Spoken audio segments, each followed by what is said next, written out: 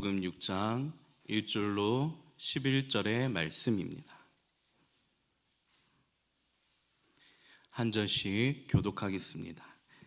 그 후에 예수께서 디베레 갈릴리 바다 건너편으로 가시매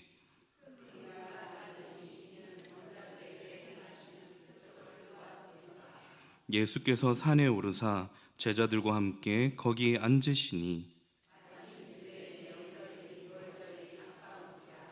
예수께서 눈을 들어 큰 무리가 자기에게로 오는 것을 보시고 빌립에게 이르되 우리가 어디서 떡을 사서 이 사람들을 먹이겠느냐 하시니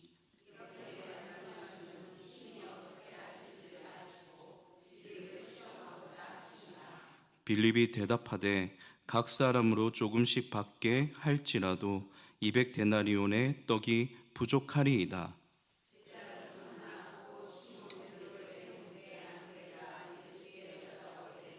여기 한 아이가 있어 보리떡 5개와 물고기 2마리를 가지고 있나이다. 그러나 그것이 이 많은 사람에게 얼마나 되겠사옵나이까?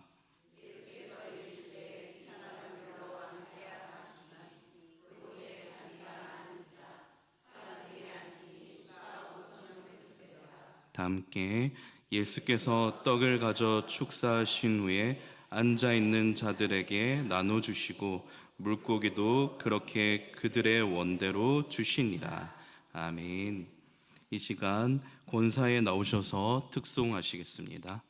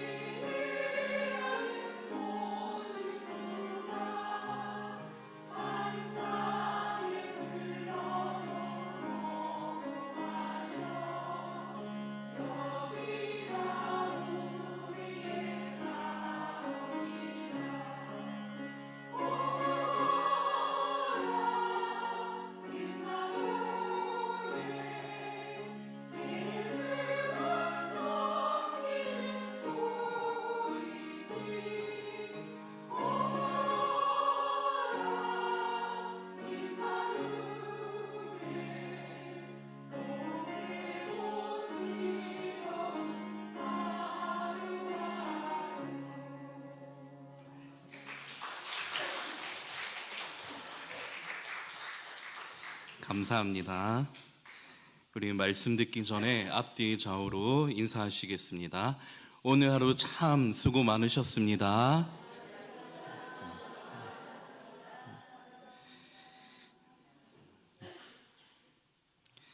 우리는 계속해서 요한복음에 기록된 7가지 표적 시리즈 말씀을 살펴보고 있습니다.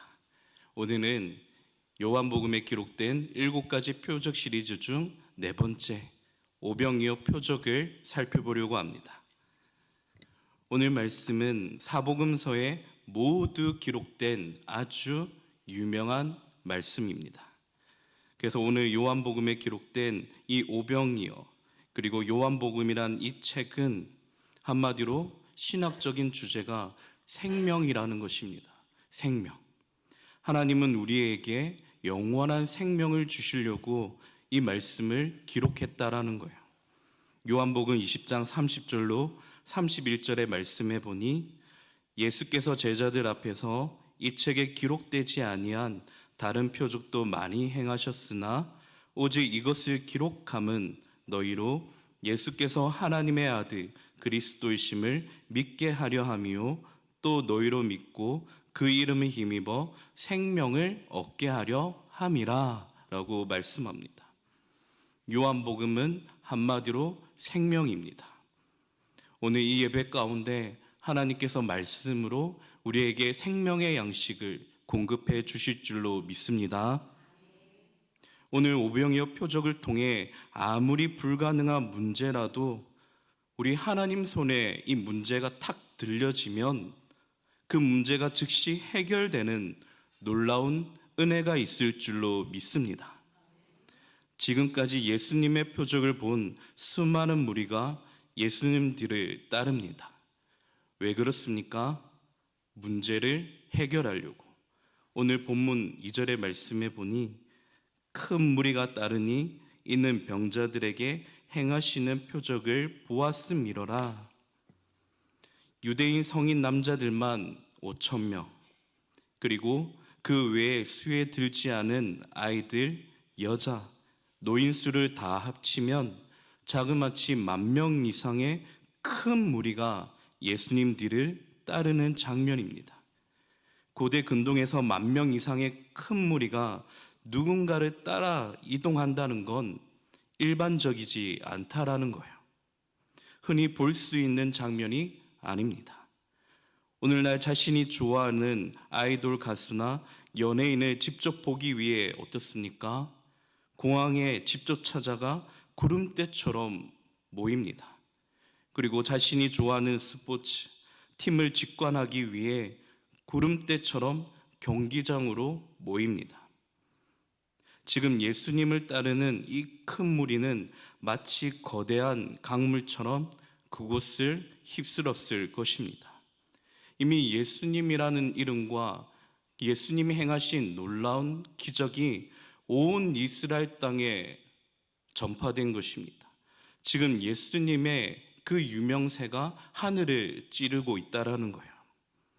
그들 발걸음의 목적은 예수님이 행하시는 신기하고 놀라운 기적을 보기 위함입니다. 기적에 대한 호기심과 치유에 대한 기대감이 그들의 마음과 걸음을 움직였다라는 거예요. 그런데 예수님이 이들을 데리고 지금 어디로 가셨습니까? 오늘 본문의 10절의 말씀에 보니 우리 10절 다 함께 읽겠습니다. 예수께서 이르시되 이 사람들로 앉게하라 하시니 그곳에 잔디가 많은지라 사람들이 앉으니 수가 5,000명쯤 되더라. 아멘. 예수님께서 그 많은 5,000명 이상의 수많은 무리들, 10,000명 이상의 수많은 무리들을 지금 어디에 앉혔다라고 기록합니까? 잔디. 그러나 같은 병행 본문인 마태와 마가복음은 이것을 어떻게 번역했냐면 빈들로 가셨다라고 기록하고 있습니다.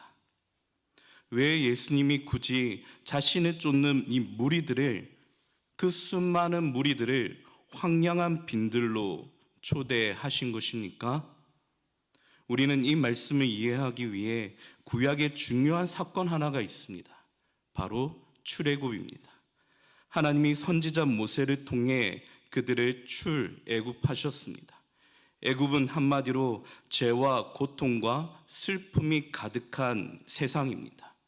그곳에서 하나님은 하나님의 백성들을 거룩하게 구별하셨고 그들을 그곳으로부터 구원하셨습니다. 이스라엘 백성들을 홍해를 건너게 하셨어요. 그리고 그들을 인도했던 가나안 땅 들어가기 전에 그들이 40년 동안 갔던 곳이 어디입니까? 바로 광야입니다. 메마른 땅 광야. 히브리어로는 미드바르라는 단어입니다. 하나님이 이스라엘 백성들을 인도하신 아주 특별한 장소라는 거예요. 광야는 물이 없어 생명이 살 수 없는 곳입니다. 광야는 독충과 정갈과 뱀이 울굴대는 곳입니다. 광야는 낮에는 40도 이상, 밤에는 영하로 떨어져 기온차가 매우 심한 곳입니다. 눈에 보이는 것은 황량한 그저 사막뿐입니다. 아무것도 보이지 않고 아무것도 붙잡을 것 없는, 도저히 사람이 살 수 없는 메마른 땅 미드바르 광야에서 하나님은 이스라엘 백성들을 어떻게 인도하셨습니까? 낮에는 구름 기둥으로, 밤에는 불 기둥으로 그렇게 이스라엘 백성들을 주야로 보호하십니다. 반석을 쳐 물을 내십니다. 줄인 백성에게 하나님은 하늘에서 만나와 메추라기를 하루도 아니고 40년간 비처럼 내려 먹이신 곳 미드바르 광야입니다. 출애굽기 16장에 보니 하나님이 하늘에서 하늘문을 여시고 만나와 메추라기를 6일 동안 주셨다라고 말씀합니다. 생명의 양식을 무려 6일 동안, 그 중에 5일간은 딱 하루치, 도도 말고 하루치 먹을 양식만 주셨고, 그리고 여섯째 날 그 2배, 정확하게 이틀 양식을 주셨습니다. 그것은 제7일 안식일을 보내기 위함입니다. 이스라엘 백성들은 다른 민족이 경험하지 못한 아주 특별한 하나님의 손길을 경험한 민족입니다. 그래서 구약 이스라엘 백성들에게 광야는 아무 먹을 것도 없고 아무 일도 없는 그저 메마른 땅, 황량한 곳이 아닙니다. 이스라엘 백성들은 그곳에서 하나님을 예배했습니다. 아무것도 보이지 않는, 아무 소리도 없는 그곳에서 하나님의 말씀이 들렸습니다. 아무것도 붙잡을 것 없는 그런 황량한 메마른 땅 미드바르, 그곳에서 하나님은 기적의 손길을 그들에게 내미셨습니다. 이스라엘 백성들에게 아주 특별한 장소. 그래서 유대인들은 이 광야, 이 미드바르라는 이 단어의 의미를 살펴보면 어떤 의미가 있냐면, 첫 번째, 말씀이 있는 곳이라는 것입니다. 그리고 두 번째, 생명이 있는 곳. 그리고 세 번째는 하나님의 임재가 있는 곳. 구약의 광야, 미드바르, 신약의 지금 예수님이 그들을 초대하신 특별한 장소, 빈들, 헬라어로 에레모스, 의미상으로 보면 똑같습니다. 하늘에 계신 하나님이 사람으로 직접 우리를 만나시려고 찾아오셨습니다.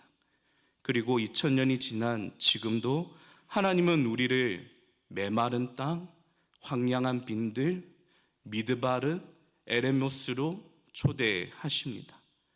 아무것도 보이지 않는 불확실한 미래, 뭐 하나 제대로 풀릴 것 없는 답답한 인생, 세상에 나 홀로 남겨진 것 같은 두려움과 외로움이 여러분 가운데 있으십니까? 아무도 나의 마음 알아주는 이 하나 없고, 아무도 내 형편 처지를 알아주는 이 하나 없어 답답하지는 않으십니까?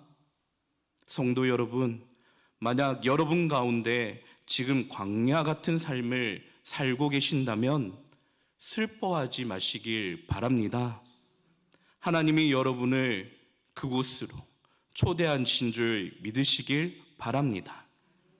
하나님이 여러분을 빈들에 초대하신 이유는 하나님이 여러분을 너무 사랑하시기 때문에 여러분과 아주 특별한 시간을 보내기 위해서입니다. 하나님이 나를 광야, 빈들에 홀로 두신 것은 더 이상 눈에 보이는 사람과 환경과 그리고 물질을 의지하지 말라는 것입니다. 하나님만 바라보고 홀로 서라는 것입니다. 하나님과 친밀한 영적 교제를 통해 하나님의 기적의 손길을 경험하라고 지금 그 메마른 땅, 아무도 없는, 붙잡을 것 없는 그곳 가운데로 빈들로 초대하신 줄 믿으시길 바랍니다. 그래서 하나님을 만나고 교제하는 이 예배가 참으로 소중한 것입니다. 이 예배를 통하여서 하나님은 우리에게 생명을 공급하시기를 원하십니다. 시끄러운 세상의 소리를 잠시 닫고 깊이 하나님의 말씀을 묵상하고 기도할 때 하나님이 나에게 하시는 하나님의 소리, 하나님의 음성, 하나님의 말씀을 듣게 하십니다. 예배일 자리를 사모하며 말씀을 들으려고 할 때 하나님의 임재를 경험하게 되는 것입니다. 우리가 드리는 예배를 통하여 저주와 죄악이 떠나가고 상한 심령과 고단한 육체가 강건하게 회복될 것입니다. 하나님의 임재가 있는 예배를 통해 묶인 삶의 모든 문제가 풀어지는 기적을 경험할 것입니다. 오늘 본문에 예수님과 이야기 나눈 두 명의 제자가 등장합니다. 누구입니까? 빌립과 안드레. 먼저 예수님이 제자 빌립에게 시험코자 말씀하십니다. 5절과 6절 함께 읽겠습니다. 예수께서 눈을 들어 큰 무리가 자기에게로 오는 것을 보시고 빌립에게 이르시되 우리가 어디서 떡을 사서 이 사람들을 먹이겠느냐 하시니 6절 다 함께 이렇게 말씀하심은 친히 어떻게 하실지를 아시고 빌립을 시험하고자 하심이라. 아멘. 예수님도 우리를 시험하시는 분이십니다. 이 시험은 바로 우리를 힘들게 하거나 고난을 주시려는 시험이 아니라 믿음 테스트라는 거예요.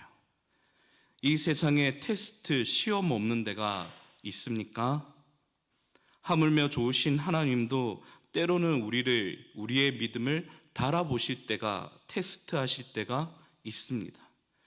그러나 하나님의 테스트와 세상 테스트는 다릅니다.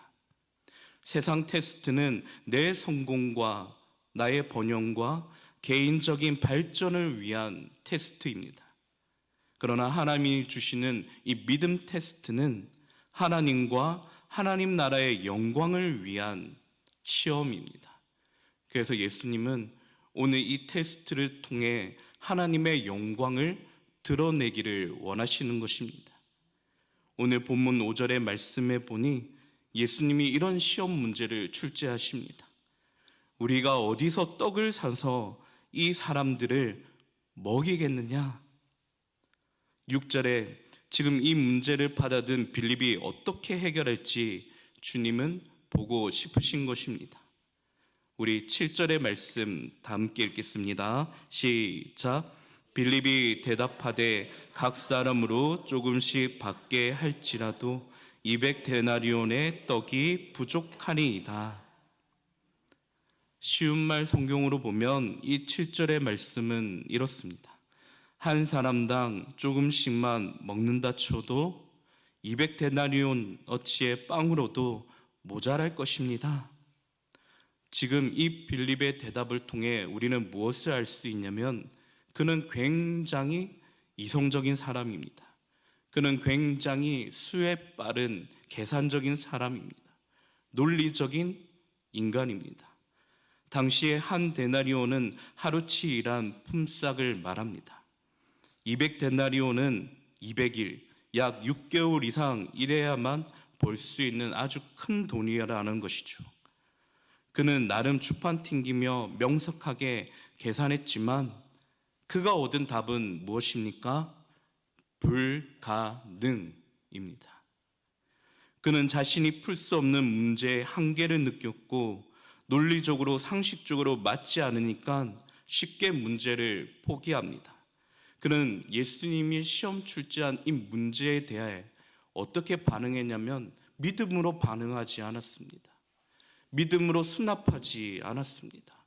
그는 이 문제를 자신의 힘으로 자신의 지혜와 능력으로 풀려고 한 것입니다. 우리는 이것을 통해 무엇을 발견하냐면 사람의 지혜와 하나님의 지혜는 너무 다르다는 것입니다.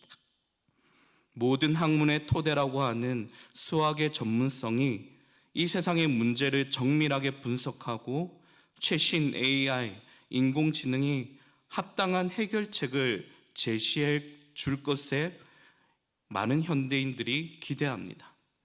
그러나 데이터 값에 의존하는 산술적인 방법과 사람의 이성을 발휘한 합리적인 사고가 모든 문제를 다 해결하지 못한다는 것을 오늘 우리는 본문을 통해 볼 수 있어야 합니다.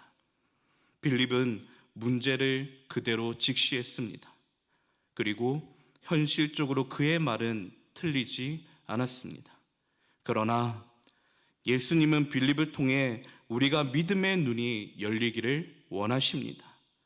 예수님의 마음은 이렇습니다.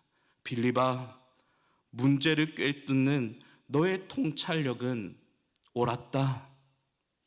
현실적으로 너의 말은 전혀 틀리지 않았단다. 너는 하나님의 능력을 계산하지 않았구나. 성도 여러분, 오늘날 우리의 믿음도 빌립과 같은지 모르겠습니다. 자녀의 문제, 경제적인 어려움, 건강의 위기 앞에서 우리는 너무나도 정확히 불가능 계산합니다. 그리고 답이 없다 싶으면 쉽게 포기합니다. 낙심합니다. 그러나 신앙은 불가능과 부족함 속에서 나를 의지하는 것이 아니라 누구를 의지합니까? 절대자 하나님의 가능성을 믿고 끝까지 신뢰하는 것입니다. 자, 이번엔 안드레의 반응은 어떻습니까? 오늘 본문 8절과 9절 함께 읽겠습니다. 제자 중 하나 곧 시몬 베드로의 형제 안드레가 예수께 여짜오되 여기 한 아이가 있어 보리떡 5개와 물고기 2마리를 가지고 있나이다.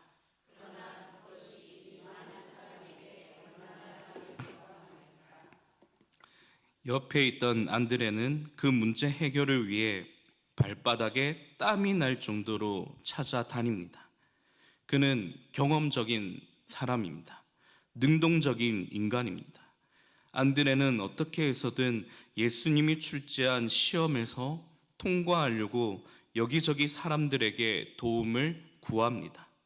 자기 경험상 지금 누구에게 찾아가면 이 문제를 해결할 방법이 아마 있을 거라 그렇게 사람들을 분주하게 찾아다닙니다.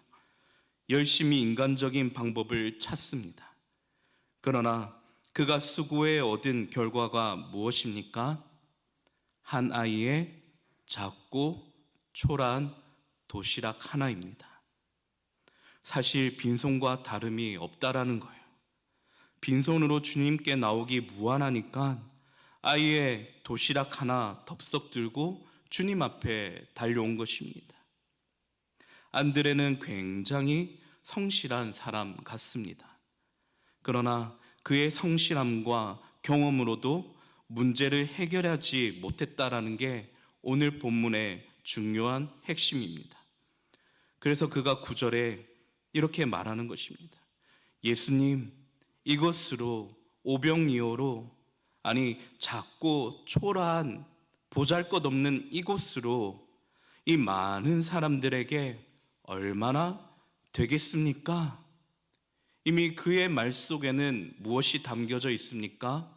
불가능이라는 말이 담겨져 있습니다. 사랑하는 성도 여러분, 빌립과 안드레가 문제를 풀려는 방식은 서로 다릅니다. 그렇지만 결론은 똑같습니다. 인간적인 방법으로는 불가능이라는 것입니다. 빌립은 스마트한 인간의 지성을 사용해 문제를 풀려 했습니다. 안드레는 인간의 경험과 성실로 문제를 풀려 한 것입니다. 빌립처럼 이익을 따져보고 합리적인 계산하는 것이 결코 나쁘다라는 그런 말이 아닙니다. 안드레처럼 성공하기 위해 노력하고 강한 의지를 보이는 것이 나쁘다라는 게 결코 아닙니다. 성도 여러분, 빌립과 안드레의 모습을 통해 무엇을 발견하십니까? 바로 현실적인 우리의 모습이라는 것입니다. 그럼 본질은 무엇입니까? 오늘 말씀을 통해 하나님이 우리에게 주시고자 하는 메시지는 무엇입니까? 난감한 어떤 문제 앞에서도 너는 여전히 하나님을 신뢰하고 있는가? 하나님만이 내 문제를 해결할 수 있는 절대자이심을 너는 믿고 있는가? 바로 믿음의 문제라는 것입니다. 자, 예수님은 이 문제를 어떻게 해결하십니까? 첫 번째, 10절의 말씀에 보니 이렇게 말씀하십니다. 이 사람들로 앉게 하라. 이 사람들로 앉게 하라. 예수님께서 직접적으로 명령하십니다. 같은 병행 본문인 마태와 마가복음에서는 50명씩 무리를 이루어 100명씩 무리를 이루어 각각 앉히셨다라고 말씀합니다. 이것은 하나님과 우리의 관계를 말씀하는 존재적인 관계를 말씀하는 아주 의미심장한 메시지입니다. 수많은 무리가 모두 예수님 발 앞에 앉았을 때 비로소 무엇이 보입니까? 그 황량한 빈들 가운데 누구만 보입니까? 예수님만 보였다라는 것입니다.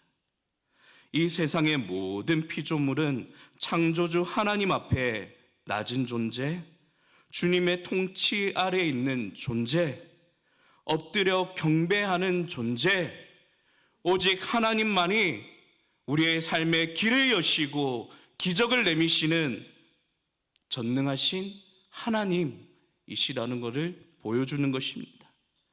사랑하는 성도 여러분, 우리가 자신을 의지하지 않고 하나님 앞에 낮출 때, 겸손히 낮아질 때 하나님의 영광, 하나님의 은혜, 하나님의 놀라운 기적의 손길을 경험할 줄로 믿습니다. 그리고 주님이 믿음으로 보이신 두 번째가 무엇입니까? 바로 주님은 떡과 물고기를 들고 성부 하나님께 감사하며 축복 기도하십니다. 믿음으로 주님께서도 기도하셨다라는 거예요. 어떠한 해결하지 못할 불가능이라는 답 앞에 예수님 또한, 신이신 하나님 또한 믿음으로 기도하셨다라는 것입니다. 그래서 마태와 마가, 누가는 이 말씀을 이렇게 풀이합니다. 하늘을 우러러 주님께서 감사기도 하셨다. 아버지여, 이 큰 무리에게 먹을 것을 주시니 감사합니다. 주님께서도 기도하셨다라는 것입니다. 우리는 예수님의 말과 행동을 통해 믿음이 무엇인가를 알 수 있습니다. 예수님 손에 들린 건 누가 봐도 뻔한 것, 누가 봐도 작고 초라한 형편없는 아이의 보잘것없는 도시락 하나입니다.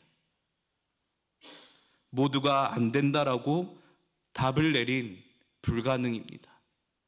성도 여러분, 그렇지만 그것이 하나님께서 우리의 모든 문제와 필요를 채워주실 뿐이라는 것을 100% 우리 예수님 또한 믿고 기도했더니 하나님께서 그 앉은 무리들에게 먹고도 배부르고도 너희들이 원하는 대로 하나님께서 넉넉하게 채워주신 줄로 믿습니다. 우리가 믿음대로 반드시 하나님 앞에 기도하면 하나님이 응답해 주십니다. 성도 여러분, 예수님은 큰 거를 원하시는 분이 아니세요. 예수님은 뭔가 많은 양, 물질 원하시는 분이 아니십니다. 예수님은 작은 보잘것없는 작은 것에도 네가 감사하느냐? 네가 감사하느냐? 감사함으로 지금 기도하고 있느냐? 그 믿음의 기도를 주님은 기다리고 계십니다. 기적은 멀리 있는 것이 아닙니다. 어떤 문제 앞에서 주님만 온전히 신뢰하고 작은 것에 감사 기도할 때 하나님은 하늘 문을 여시고 하늘의 신령한 복과 땅의 기름진 복으로 성도님들을 채워주실 줄로 믿습니다. 하나님은 우리가 가진 것을 보는 것이 아니라 무엇을 보시냐면 온전히 주님 손에 맡기는 믿음을 보십니다. 너는 내 손에 있는 것을 하나님께 드릴 준비가 되었는가? 네가 가진 작은 믿음이라 할지라도 하나님이 반드시 역사하실 것을 너는 믿는가? 빌립처럼 이것저것 따지고 묻고 계산하지 말라는 거예요. 안드레처럼 내 힘과 경험을 더 이상 너는 의지하지 말라는 것입니다. 사랑하는 우리 인재 장로교회 모든 성도님들, 오늘 말씀을 통해 예수님이 기도하신 것처럼 작은 것에도 비록 내 안에는 하나님의 기적의 때를 바라는 작은 믿음이라 할지라도 감사하며 기도하시기를 바랍니다.